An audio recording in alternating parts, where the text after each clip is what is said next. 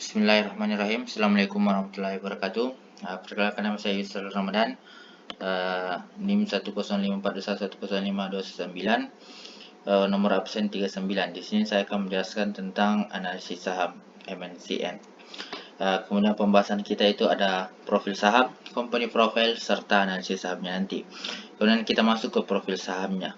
MNCN, Media Nusantara Citra, MNCN, atau PT MNC Group, perusahaan yang bergerak di bidang pertelevisian dan industri hiburan, yang setiap tahun MNCN itu telah memproduksi lebih dari 3.700 jam konten drama yang terdiri dari sinetron FTV yang ditayangkan di stasiun TV MNCN. Ini mewakili 40% bagian dari keseluruhan konten sinetron berada di Indonesia. MNCN juga memproduksi web series dan original series yang didistribusikan melalui platform digital yang membidik generasi milenial. Kemudian untuk company profile.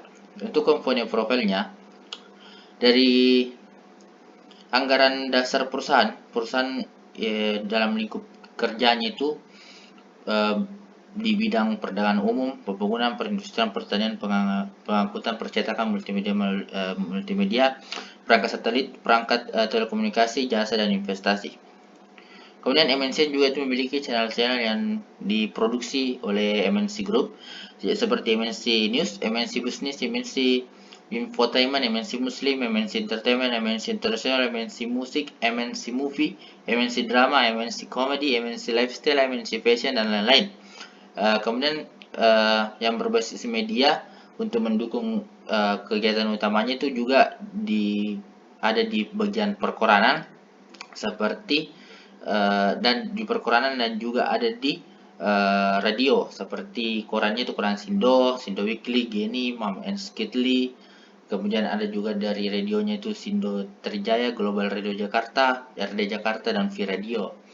Dan visi misinya, untuk visinya sendiri, menjadi grup media dan multimedia yang terintegrasi dengan fokus pada penyiaran televisi dan konten berkualitas yang disiarkan melalui teknologi yang tepat untuk memenuhi kebutuhan pasar. Kemudian untuk misinya, memberi konsep hiburan keluarga terlengkap, menjadi sumber berita dan informasi terpercaya di Indonesia. Kita lihat dari masuk ke analisis sahamnya, dilihat dari profitability-nya. Dari pertama NPM, net profit margin-nya. Rata-rata pendapatan perusahaan MNCN itu 23,04%, yang termasuk bagus dalam sejarah sejak dari 2010. Yang dikatakan bagus untuk NPM itu adalah di atas 5%, dan sejak 2010 telah berada di atas 10% sampai 2019 terakhir dari pencatatan yang saya dapat. Untuk ROA, return on asset-nya, ROA yang baik pada perusahaan itu jika berada di atas 5%, dan MNCN itu mencatatkan 9,93%. Nah, itu sudah termasuk sangat baik. Kemudian ROE, return on equity, yang dikatakan bagus jika di atas 10%, dan MNCN kembali mencatat itu ROE-nya 13,45%. Itu dikatakan bagus. Kemudian kita masuk ke liquidity-nya. Dilihat dari current ratio, untuk melihat kelancaran perusahaan bagaimana tiap tahunnya. Nah, kita lihat dari current ratio dari 2015 ini, dari 2015 sampai ke 2019. Yang paling tinggi itu berada di 2015, mengalami penurunan di 2016 menjadi 1,6 dari 7,4, dan 2017 menjadi 4,6, dan kembali turun di 2018 3,4, dan naik pada 2019 menjadi 3,6. Nah, current ratio ini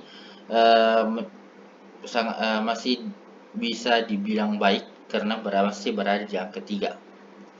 Kemudian dari leverage kita lihat bagaimana dari DER-nya dulu, debt to equity ratio, yang merupakan jumlah utang per modal yang dimiliki perusahaan, yang range normal atau baiknya itu berada di bawah 1 dan tidak minus.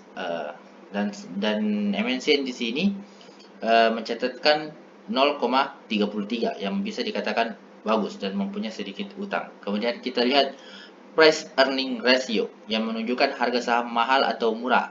Jika pernya itu di bawah 10, menandakan harganya itu murah, dan jika 10 dan lebih dari 10 itu bisa dikatakan mahal.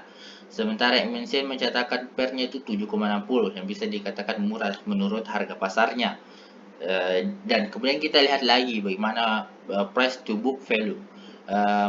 Itu merupakan rasio harga saham terhadap nilai buku perusahaan, di mana jika VPB lebih kecil daripada 1 dan tidak minus, maka VPB itu termasuk bagus, sementara mesin mencatatkan PVB-nya itu 1,02 sehingga dikatakan mahal. Itu dikatakan mahal menurut saya dari book value-nya yang tercatat sendiri itu mempunyai harga 904,66 per lembarnya. Jika dibeli dalam satu lot, berarti harganya 904.000 yang dibuka dengan harga 925 per lembar, berarti harganya sekitar 925.000 per lotnya. Ya, bagi saya itu mahal ya, dikatakan mahal. Dan kemudian untuk dividennya sendiri, dividen dari MNCN ini kita tidak bisa mengharapkan dividen yang terlalu besar. Dilihat dari net profit, return on asset, dan return on equity yang tidak terlalu jauh, yang tidak terlalu jauh dari angka-angka yang bagus. Mulai dari return on asset itu di atas 5, return on equity di atas 10, tidak, dan dilihat dari itu tidak terlalu jauh dari harga yang angka yang bagus, sehingga tidak didapatkan dividen yang tidak terlalu banyak.